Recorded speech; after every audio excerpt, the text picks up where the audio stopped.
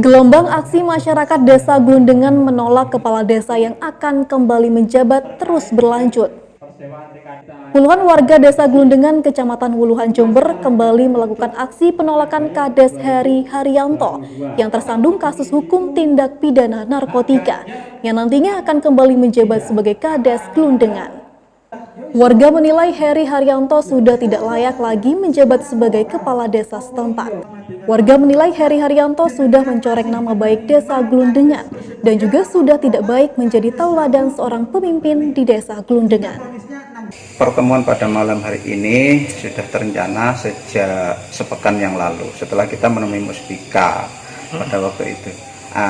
Pada garis pokoknya pertemuan pada malam hari ini adalah satu aspirasi saja, bahwasanya sehubungan dengan Kades kami, Kades nonaktif Bapak Heri Haryanto yang tuntutannya hanya 1 tahun. Nah, itu terjadi gejolak di masyarakat. Akhirnya masyarakat itu bersatu, bergabung dalam aksi Forgap, Forum Gabungan 3 Dusun. Aspirasinya hanya satu, adalah apapun putusannya nanti kepala desa nonaktif Bapak Heri Haryanto itu telah tidak menjabat lagi di Desa Glundengan. Sementara itu, Badan Permusyawaratan Desa atau BPD Glundengan, Kecamatan Wuluhan akan mendampingi warga Desa Glundengan untuk melakukan audiensi dengan Bupati Jember, Hendy Siswanto, serta hearing dengan Komisi A DPRD Jember. Nanti akan dikelola sama BPD dan dimusyawarahkan. Dimusyawarahkan gitu. Karena keputusan nggak secepat ini. Iya benar. Karena menyangkut nama Glundengan. Ini rencananya masyarakat kan berencana untuk menghadap ke Bupati ini Pak. Apakah ada pendampingan dari BPD nanti? BPD ya siap ikut. Selain menyampaikan aspirasi, warga juga melakukan pemasangan spanduk yang bertuliskan penolakan di jalan desa setempat. Dari Wuluhan, Bambang Sugiarto, Jember 1 TV melaporkan.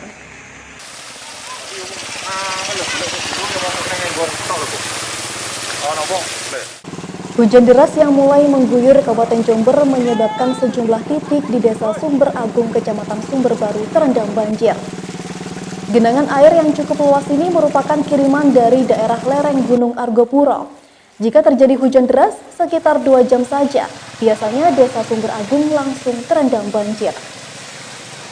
Kedalaman air bervariasi, berkisar antara 50 cm hingga 1 meter, bergantung tinggi rendahnya permukaan tanah di desa tersebut. Meski rumah-rumah sudah terendam, ratusan warga enggan untuk mengungsi, karena desa tersebut memang sering terjadi banjir sejak puluhan tahun lalu. Salah satu warga dusun Banjarrejo Barat, Nasik, mengaku sudah terbiasa dengan banjir genangan. Warga berharap pemerintah bisa turun langsung untuk mencari solusi jangka panjang atas persoalan yang dihadapi oleh masyarakat setempat. Untuk hari ini dari kemarin jam 6:30 sudah naik ke jalan. Apa penyebabnya? Penyebabnya itu kendalanya dari sungai perbatasan Lumajang itu, Pak. Naik ya Pak? Naik. Terus Bapak hari ini tidak kerja Pak? Berai total, Pak. Kalau Nah, untuk makan bagaimana? ya pinjam-pinjam ke toko-toko itu. Bapak hari ini dapat bantuan dari pemerintah desa maupun apa kecamatan Pak? Belum ada, Pak. Belum ada. Kepala Desa Sumber Agung Tugiran mengatakan bahwa penyebab banjir ini karena adanya pendangkalan sungai yang melewati Desa Sumber Agung sepanjang 5 km. Pihak desa sudah berupaya melakukan normalisasi sungai sepanjang 1,5 km saja. Diperkirakan banjir ini akan surut dalam beberapa jam saja. Data sementara ada puluhan RW yang terendam dari 3 dusun yang ada di Desa Sumber Agung. Seperti Banjarjo Timur itu ada 4 RW yang tiap tahunnya musim hujan kalau banjir itu yang tergenang yaitu RW 16 dan 17. Seperti untuk dusun Banjarjo Tengah yang tergenang itu RW 10, 11, 12 dari 7 RW. Seperti dusun Banjarjo Barat itu yang tergenang itu RW 6, RW 7, RW 8 sebagian. Nah, untuk dusun Tambak Rejo itu RW 5 dan RW 4. Terus tindakan apa Pak yang akan dilakukan oleh pemerintah desa Sumber Agung Pak? Ya, harapan kami selaku kepala desa dan perangkat, kita melihat dari masyarakat yang banjir ini tidak bisa beraktivitas Harapan kami yaitu bantuan dari pemerintah berupa sembako. Dari Sumber Baru, Sugito Jember 1 TV melaporkan.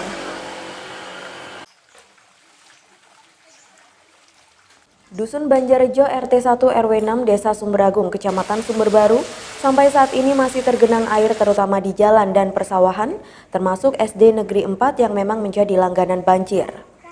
Warga masih sibuk membersihkan rumah sambil menunggu perhatian dari pemerintah. Menurut salah satu warga, Joko, sumur-sumur yang ada di lingkungan sekitar masih sangat kotor sehingga sangat kesulitan dalam memperoleh air bersih untuk diminum. Tidak hanya itu, air sumur yang masih keruh itu bisa mengakibatkan gatal-gatal jika digunakan untuk mandi. Nah, kalau airnya kotor ini kesulitan air bersih, Pak. Iya, sulit. Sumur sudah kotor semua. Terus bagaimana Pak untuk air minum, Pak? Nah, itulah susah. Ini mau minum tak ada air bersih. Apa yang diharapkan kepada pemerintah, Pak? Ya kalau boleh, ya kalau bisa ya ada bantuan air minum lah, macam itu ya. Gitu, Pak. Ya. Nah, Lain-lain, Pak. anak-anak ada ya seperti ya kalau banjir macam ini kan orang kan sembako susah dah macam itu ya, mau belanja tak ada mau keluar tak boleh. Nah, air sudah tinggi. Warga juga mengaku banyak yang menderita gatal-gatal akibat selalu terkena air yang kotor. Bu, mengapa Bu pakai sepatu segala, Bu? Ya bersih-bersih Pak, nanti gatal. Sini kan banyak hewan. Oh, airnya sih gatal nih, Bu ya? Iya, airnya banyak macam susu kopi. Kental, Bu. Kental, Kotor, ya. Bu ya. Iya. Jadi airnya membuat gatal, Bu ya? Gatal ya. Seperti diberitakan sebelumnya, banjir genangan merendam sejumlah titik di Desa Sumberagung, Kecamatan Sumber Baru. Banjir ini memang sering terjadi saat musim hujan, sehingga membutuhkan solusi jangka panjang dari pemerintah dan dinas terkait. Dari Sumber Baru, Sugito Jember 1 TV melaporkan.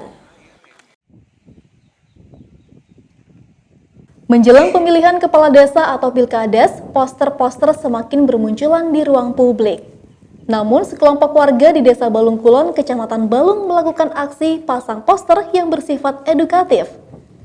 Masyarakat diimbau untuk lebih cerdas dan kritis terhadap janji-janji kampanye agar tidak mudah tertipu. Bahwa sederet program sosial yang sedang berlangsung selama ini memang merupakan kebijakan pemerintah pusat dan ada juga program dari pemerintah daerah, sehingga tidak boleh diklaim ataupun dipersepsikan sebagai program kades. Lah, yaitu tadi itu kita berunding dari pihak masyarakat, saya sebagai mewakili, yang jelas kami tidak mau untuk dicabut atau merasa keberatan. Menolak. Alasannya, Pak? Ya, alasannya itu kan sifatnya hanya untuk mencerdaskan masyarakat. Jadi masyarakat jangan sampai tertipu dengan slogan-slogan yang sifatnya palsu. Jadi itu jelas sekali, itu adalah program dari pemerintah pusat. Abdul Kirom selaku PJ Kades Balung Kulon mengaku sangat mendukung inisiatif yang dilakukan oleh sekelompok warga.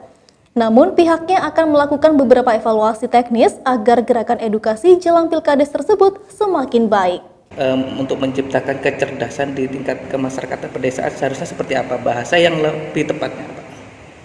Bahasanya kalau menurut saya ya mari kita dukung program pemerintah, baik pemerintah pusat maupun pemerintah daerah, baik itu pemerintahan desa, terkait dengan program-program yang sudah dianjurkan, termasuk di situ tidak ada penyebutan vaksin.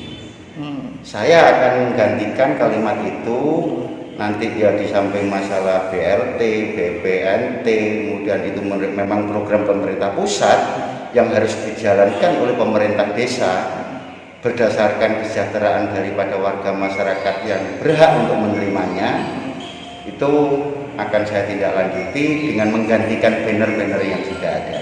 Dari Balung, Bambang Sugiarto, Jember 1 TV melaporkan.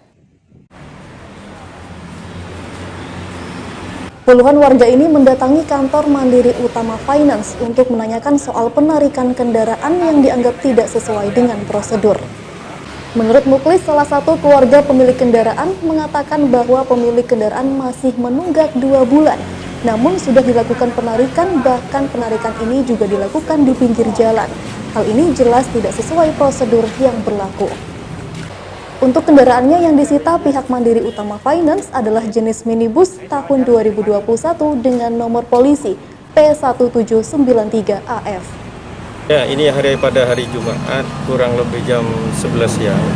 Ada perampasan unit R3 yang dilakukan oleh debt collector di bawah PT Waju. PT Waju. Ya, leasingnya di sini, yaitu Mandiri Utama Finance. Itu kenapa kok dirampas? Ini menunggak 2 bulan. Terus kenapa kok kemudian ini sampai banyak orang ke sini ini karena ada hal apa, Pak? Di sini mendatangi leasing, mau menyelesaikan bagaimana mobil ini penyelesaiannya. Kan mau dibayar sama orang ini kan. Ini bukan apa, mau melunasi sebetulnya, mau melunasi yang 3 bulan mau dibayar. Lah, ini sudah melanggar putusan MK ya nomor 18 tahun 2019 kan sudah tidak boleh kan narik mobil di jalan seperti itu kan.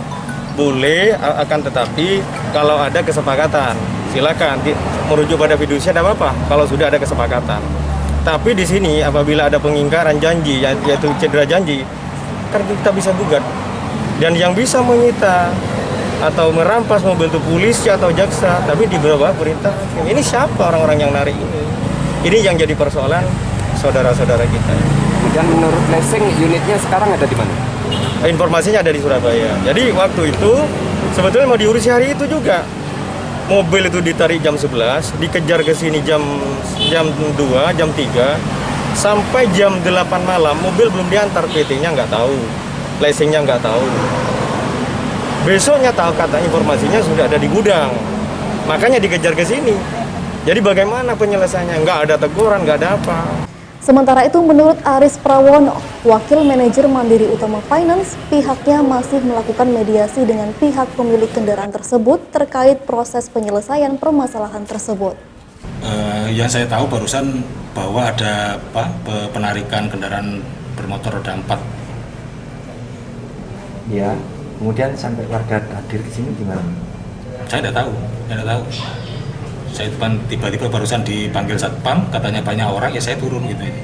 Yang dikeluhkan itu apa, Pak? Barusan kan belum selesai bicaranya, sudah diajak mediasi.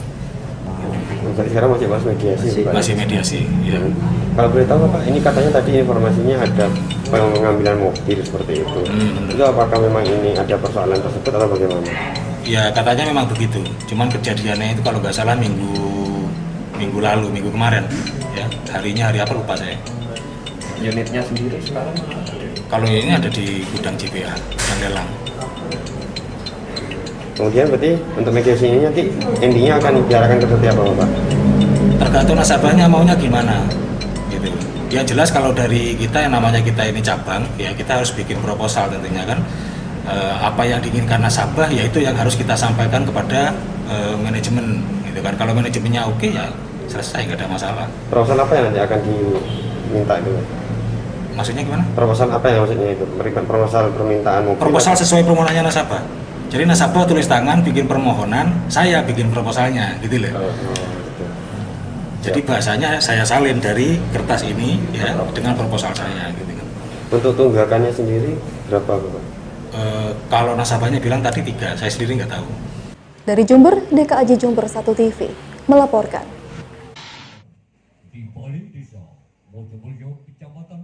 Dengan tetap mematuhi protokol kesehatan, kedatangan tim evaluasi penggerak PKK Kabupaten Jember di Pendopo Desa Mojomulyo, Kecamatan Puger, disambut oleh grup patrol generasi muda Gedangan atau GMG dari Desa Puger Kulon.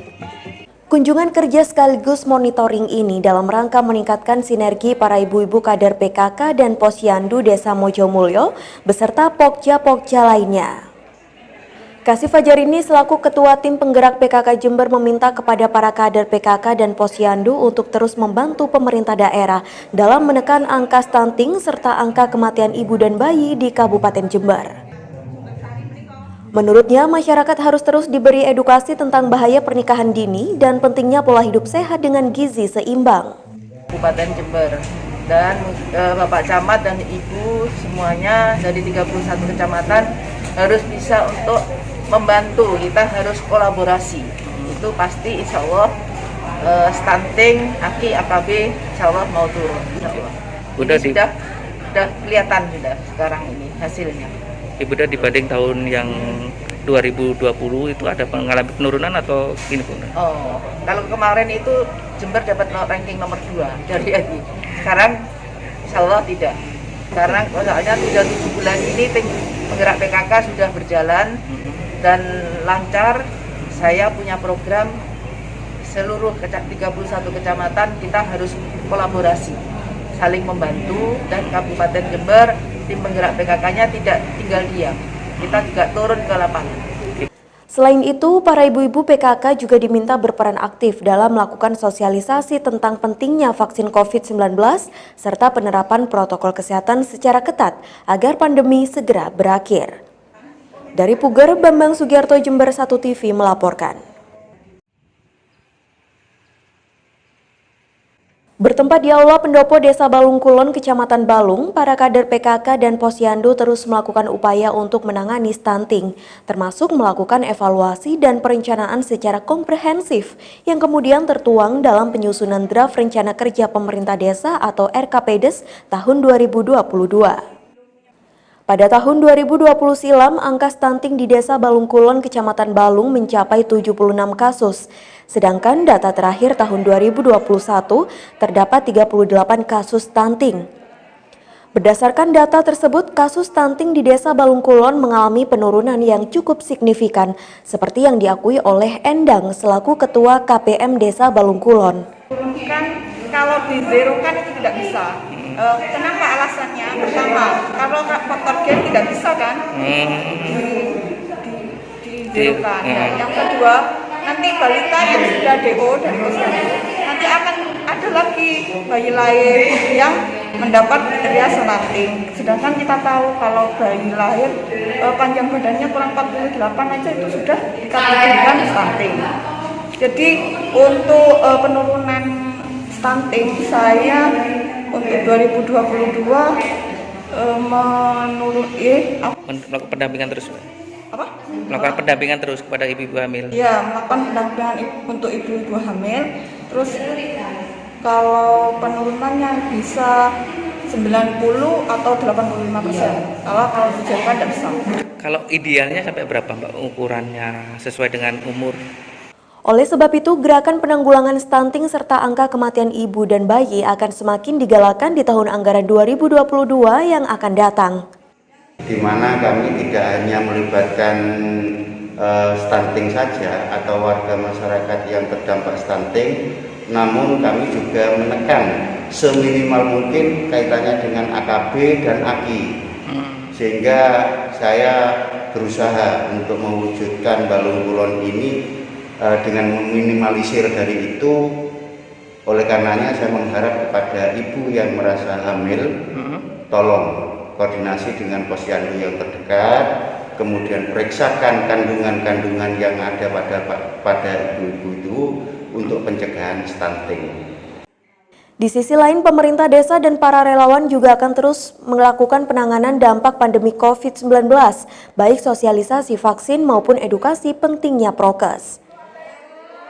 Dari Balung, Bambang Sugiarto, Jember 1 TV melaporkan.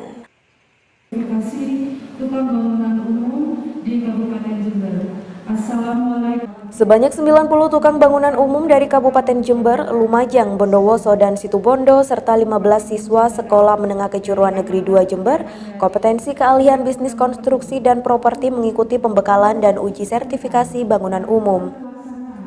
Kegiatan ini merupakan bentuk bakti lembaga pendidikan vokasi dalam meningkatkan kompetensi tukang bangunan umum yang merupakan ujung tombak pembangunan infrastruktur di Indonesia.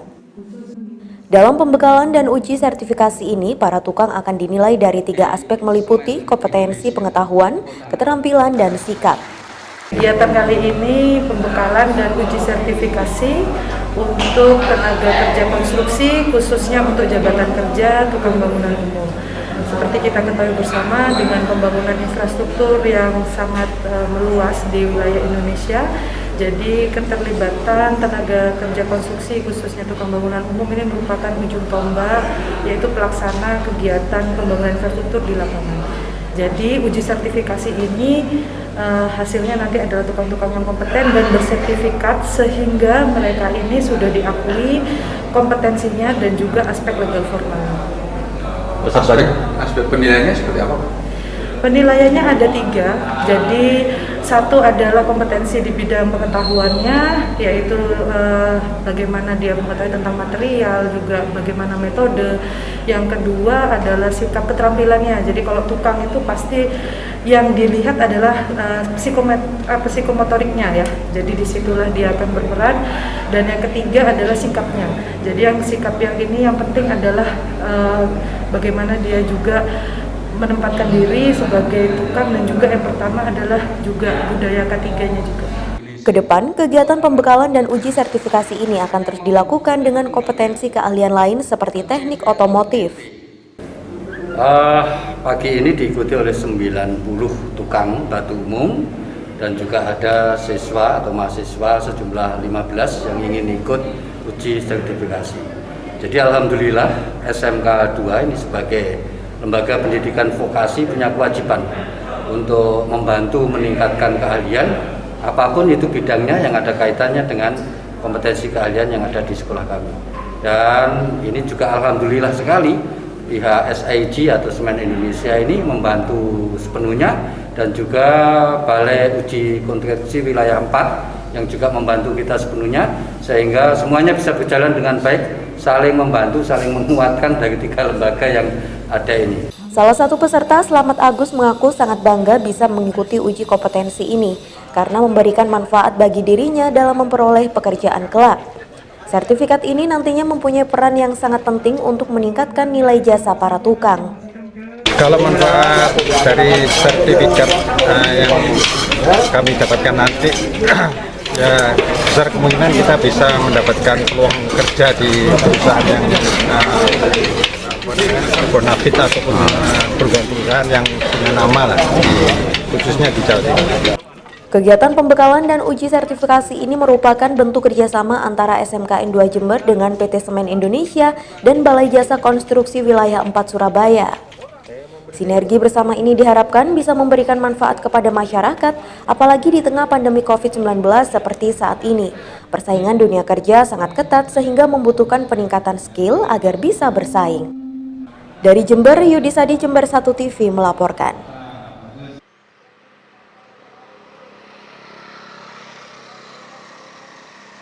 Dengan tetap mematuhi protokol kesehatan secara ketat, Gubernur Jawa Timur Kofifa Indar Parawansa didampingi Bupati Jember dan Forkopimda meninjau stand pameran produk lokal Jember yang ada di Padepokan Haji Arum Sabil di Desa Tanggul Kulon, Kecamatan Tanggul. Dalam arahannya, Kofifa menekankan modernisasi pertanian agar hasilnya lebih efektif dan efisien. Karena sampai saat ini sektor pertanian dan nelayan secara umum masih sangat survive dan relatif stabil meskipun di tengah masa sulit ekonomi akibat pandemi. Kofifa mengajak para generasi milenial untuk tidak ragu masuk ke dunia pertanian, utamanya di bidang hortikultura karena nilainya sangat tinggi. Kedepan, Kofifa berharap hasil pertanian dari Jember dan Jawa Timur tidak lagi dijual berupa barang mentah, melainkan harus diolah secara baik untuk memberikan nilai tambah, sehingga keuntungan yang didapatkan bisa lebih optimal. Kemudian pasca panen ini menjadi penting. Nah, saya ingin memasukkan pada sektor yang sangat strategis yang memberikan nilai tambah cukup besar, yang saya sering sekali menyebut petik olah kemas jual.